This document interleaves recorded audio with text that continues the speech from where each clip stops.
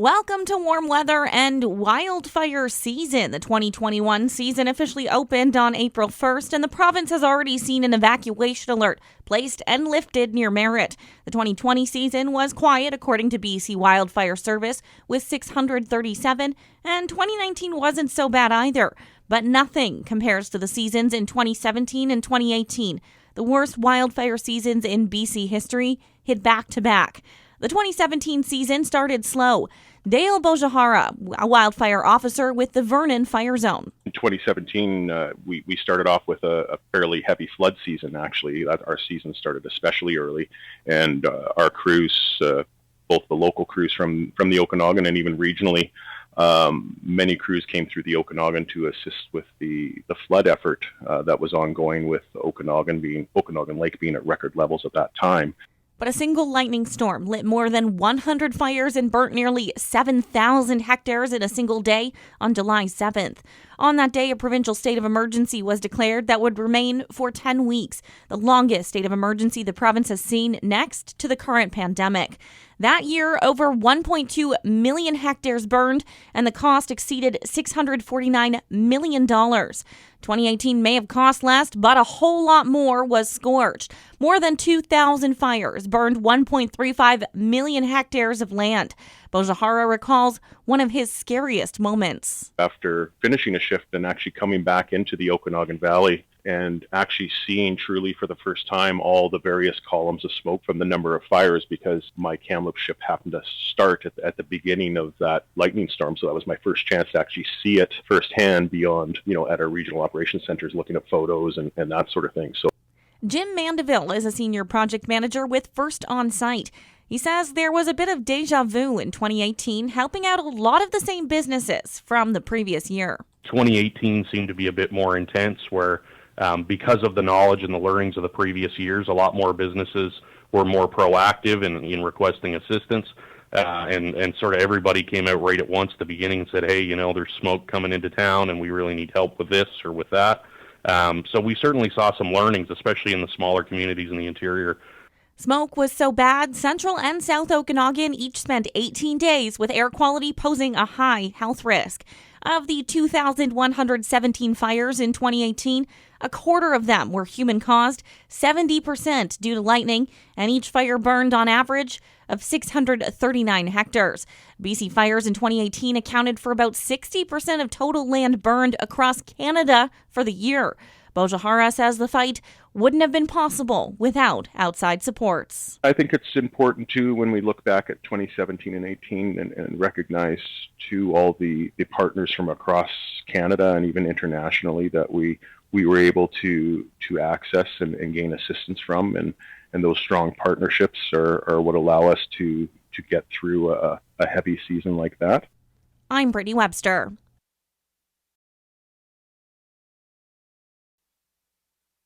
The 2017 and 2018 wildfire seasons may have been the worst BC has ever seen, but locally, nothing compares to the firestorm of 2003. Okanagan Mountain Park fire saw thousands evacuated and displaced. August 16, 2003, lightning struck at 1:55 a.m. 911 was called 3 minutes later, and before the day's end, evacuation alerts were in place for part of South Kelowna. Within 4 days, the fire had reached 11,000 hectares in size and consumed nearly all of Okanagan Mountain Provincial Park. Jerry Zimmerman was the Kelowna fire chief at the time.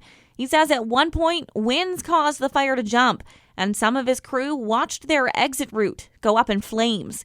It was one of his most terrifying moments. When I got news that those men were trapped up in Kettle Valley and the other ones were scurrying out of there and the fire was coming at us real hot and heavy, like they say at one point they figure the flames were close to 400 feet high. And I remember I was down at the main hall in the operations center at the time, and I remember I just took a moment and went up to my office alone, and I remember dropping my head on the table and figuring, we ain't going to win this one. But win it they did with a little help from some rain. The fire was contained 1 month after igniting. Well, I remember saying at one point that if Mother Nature started it, Mother Nature's going to have to put it out too. So that's pretty much what happened. At the highest point of evacuations, 26,000 residents were evacuated. Ken Ficcicelli and his family were forced to leave their home in Crawford Estates, and when allowed back to see what was left, almost nothing was found. One of the things that I recall was our kids' plastic basketball hoop and one of the play school basketball hoops, the name brand, and it was, like I said, plastic. The whole house and everything was gone, melted. And that hoop, along with the netting on it, was brand new. Ficcicelli's home was one of 238 that were lost. I think you kind of wonder why that house was spared, yours wasn't, but I wouldn't say there was any jealousy at all. Leading the fight, Zimmerman says the adrenaline rush left little time to stop and think, but the physical and mental strain catches up. When it really got bad was when it was all over and you start going into reruns on things. And then you get really tired, too, because when it's going on, you've got such an adrenaline rush that you're going maybe on 2 hours sleep a night, if even that, and you're functioning. And then when it was over, for about a month, I just couldn't get enough sleep. The Okanagan Mountain Park fire destroyed 12 wooden trestles at Myra Canyon, and a total of 25,600 hectares were burned. I'm Brittany Webster.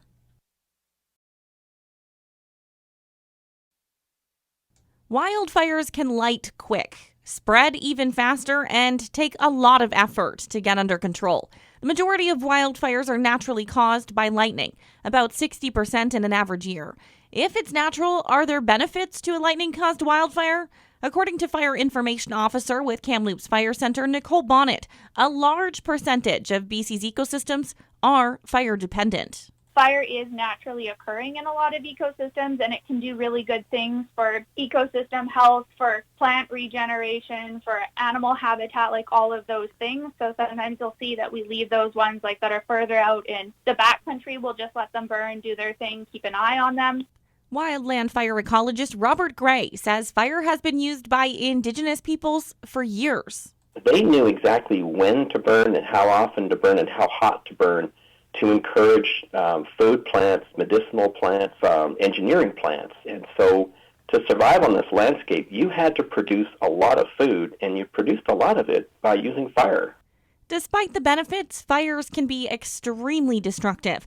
Studies have found fires impact not only physical health from smoke and air quality, but also mental health from anxiety and staying inside. Gray says wildfires also cause a lot of financial strain as evacuations are ordered, buildings are damaged, and suppression efforts are increased. The U.S. Commerce Department a couple years ago did an exhaustive search, and they pegged the annual economic burden of wildfires in the U.S. at anywhere from $75 to $350 billion a year. Gray says fire suppression is only a piece of the cost. Recovery after the fact is what makes the price tag so high. If you have a heavily burned hillside above a community or a reservoir or something, it can get rained on 5 years later, and the soils are so impacted that you have a massive erosion event that wipes out, culverts, or it takes out some houses, or it impounds a watershed, or takes out a road. The cost of repairing that is actually attributed to that fire.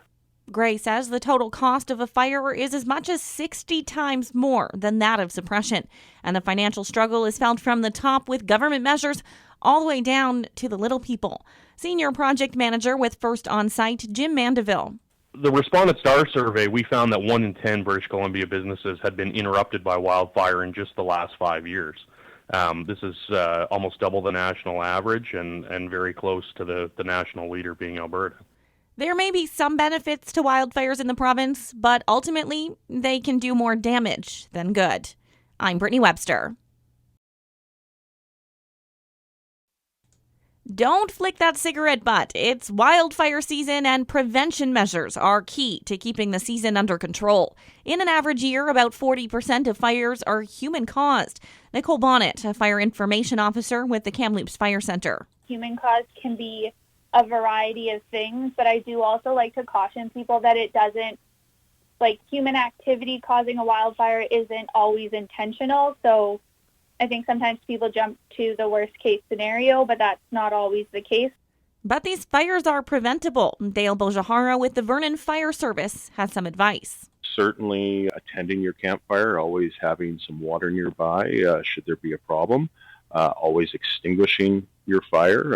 If you just add water and stir with a shovel or a hand tool of some sort to make sure the water gets right in there. If you're using a vehicle in tall grass, you don't want to be parking on a hot day on some tall, dry grass where, a catalytic converter that's quite hot could potentially ignite the grassland. And smokers, don't forget the ashtray. Naturally caused fires aren't exactly preventable, but steps are taken by the BC Wildfire Service to lessen potential negative impacts. Wildland fire ecologist Robert Gray is a big fan of prescribed burns. Prescribed fire, especially applied around communities, can clean up after we do our thinning, and it can create an area that basically it's safe for firefighters to work in, and it provides a buffer. It basically provides a speed bump to a fire. So prescribed burns can help prevent a fire from spreading towards communities. But what if one does start to creep in? What's the best way to protect yourself and your property?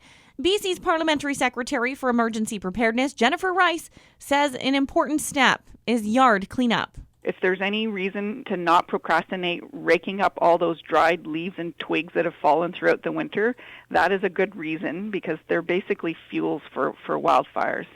And she says have an evacuation plan and emergency kit ready at all times. Rice says that includes prescriptions and medications, a flashlight and batteries, enough food and water for at least 3 days, and necessities for your pets if you have any. Important documents such as insurance papers, cash and small bills, garbage bags, and little hand wipes for personal sanitation, any seasonal clothing, so sturdy footwear, emergency blanket, a whistle, and a help okay sign. And don't forget a battery-powered or hand-cranked radio so you can hear emergency updates if the power goes out. I'm Brittany Webster. BC saw 2 record-breaking wildfire seasons, followed by 2 much quieter seasons. We're more than 1 month into the 2021 fire season. How are things looking so far? Nicole Bonnet, a fire information officer with the Kamloops Fire Center, says it started a little dry, but recent rains have helped. The activity that we have seen over the last, sort of month now isn't unusual. I mean, we've got all the snow kind of melts off and it brings to surface all of that dead vegetation, everything that's dried up, all the grasses and things that died over the winter. And then when that snow disappears and the sun comes out a little bit, all that moisture leaves the dead vegetation and it dries up quite quickly. That dead vegetation acts as a fuel, and we've seen several fires already. Wildland fire ecologist Robert Gray. We've seen, I guess there were a couple, there was a larger fire in Merritt, a couple 100 hectares in size, and there were some fires here and there. And it's not unusual when we start to dry out in April that we get some grass fires, and that's a lot of what's happened. Bud Gray says they've been able to do a lot of prescribed burns so far this year. I know in the Okanagan they carried out some. They carried out some in the East Kootenay Trench. I think they got some done up in the Caribou as well. So there's a window there when, the grass is dried and we get some favorable weather and we could actually carry out some burns. And if we're in prescription to carry out burns, we're also likely to see some human-caused fires. We don't typically have lightning fires this time of year. Ultimately, though, a wildfire season is nearly impossible to predict. It's really up to Mother Nature. Snowpack used to be a good predictor, but it's no longer that way. I mean, 2017 and 2018, we had a normal snowpack, and it disappeared so fast in April and May that we had an early fire season in 2017. And the crazy thing with 2018 was it didn't look like it was going to be much of a fire season at all, and then it dried out rapidly in July, and there was about a 3-week fire season. Wildfires are inevitable. So what should you do if one creeps in on your community? Parliamentary Secretary for Emergency Preparedness Jennifer Rice says first off, stay calm, and then look to local officials and your local emergency support services. Rice says the service is available in every BC municipality. For up to 72 hours, we can provide shelter if you've had to be evacuated. We can provide meal vouchers. And it's basically just enough to get people on their feet, to get their insurance papers in order, or to tie up any loose ends that they need to tie up in order to get back on their feet. I'm Brittany Webster.